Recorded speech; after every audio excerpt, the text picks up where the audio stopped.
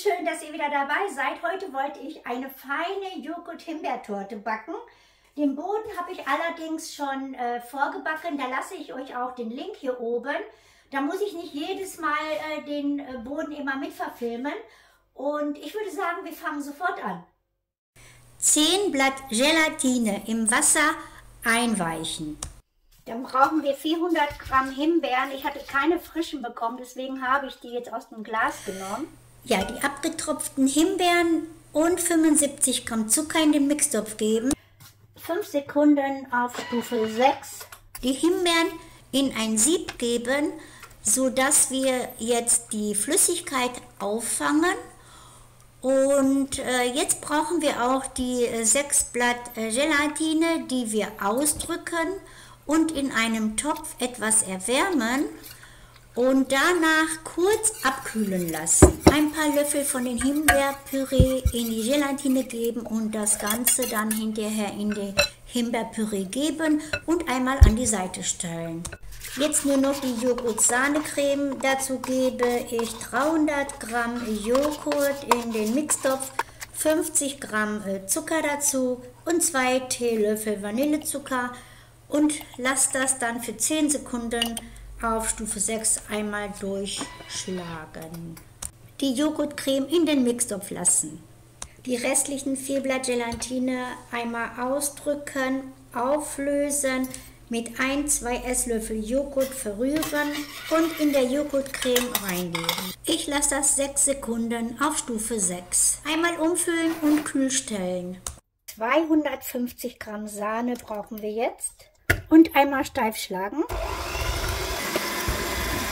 Die Joghurtmasse in die Sahne reingeben und das Ganze wird einmal vorsichtig verrührt. Das ist dann unsere Joghurt-Sahne-Vanillecreme. Jetzt nur noch die Torte einmal durchschneiden.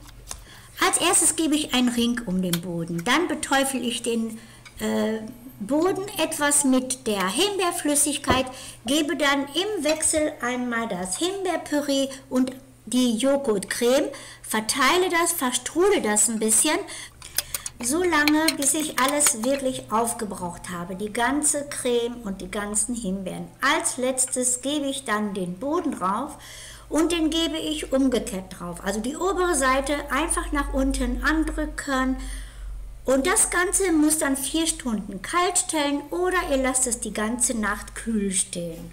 Weiter geht's. Die Torte hat ja die ganze Nacht kühl gestanden und jetzt, was ihr machen müsst, einmal mit dem Messer hier so rundherum lösen. Und jetzt können wir dann auch den Ring gut rausziehen.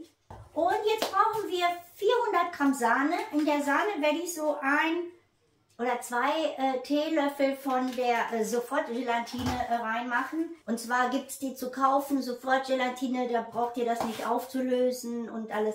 Ich gebe da etwas in der Sahne rein, damit die mir etwas fest wird. Nicht, dass das hinterher mir zerläuft. Ich mache da auch keinen Zucker rein in der Sahne. Normalerweise sollten noch 75 Gramm Zucker rein. Das lasse ich weg. So, ich würde sagen, es geht los. 400 Gramm Sahne einmal steif schlagen und dazu gebe ich dann so 1-2 Teelöffel von der Sofortgelatine. Sahne in der Spritztülle einmal geben. Unten habe ich die verschlossen, damit nichts rauskommt. Schließe das oben auf. Und gebe das jetzt so in den Kühlschrank und dann kann ich die Torte erstmal rundherum dekorieren. Gebe oben drauf ein paar Sahnehäubchen. Das Dekorieren macht ja am meisten Spaß. Jetzt mit dem Tortenmesser die Sahne glatt streichen und auch die Seiten schön mit der Sahne bedecken und immer wieder mit dem Tortenmesser glatt streichen. Wenn die Sahne richtig kalt ist, dann kann man mit den Tupfern auch beginnen. Ich habe jetzt hier so größere Tupfer gemacht und kleinere. Ihr könnt das natürlich machen, wie ihr wollt, die Deko.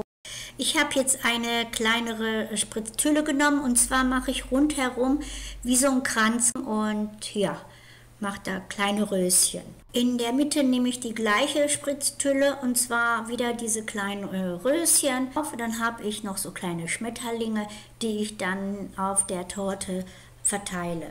Ich habe jetzt hier die Himbeeren aus dem Glas Und für die Deko noch, wenn ihr natürlich frische Himbeeren bekommt, sieht das Ganze natürlich viel, viel schöner aus. Aber ich habe wirklich keine Himbeeren bekommen an den Tag.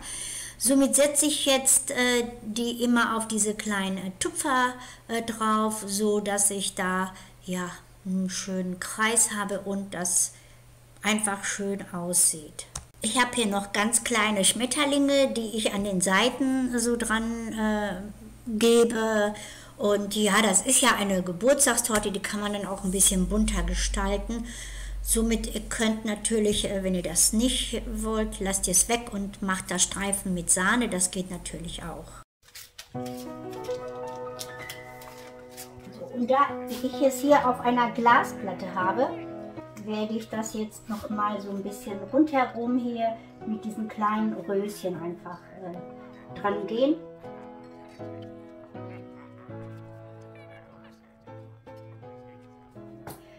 Ja, das ist meine Himbeersahne-Joghurt-Torte. Ich hoffe, euch gefällt sie genauso wie mir. Ich finde die super klasse und der Anschnitt wird perfekt werden. Den machen wir natürlich hinterher, zeige ich euch auf jeden Fall auch. Und ja, ich hoffe, dass mein Filmchen euch gefallen hat. Ich sage tschüss, bis zum nächsten Rezept.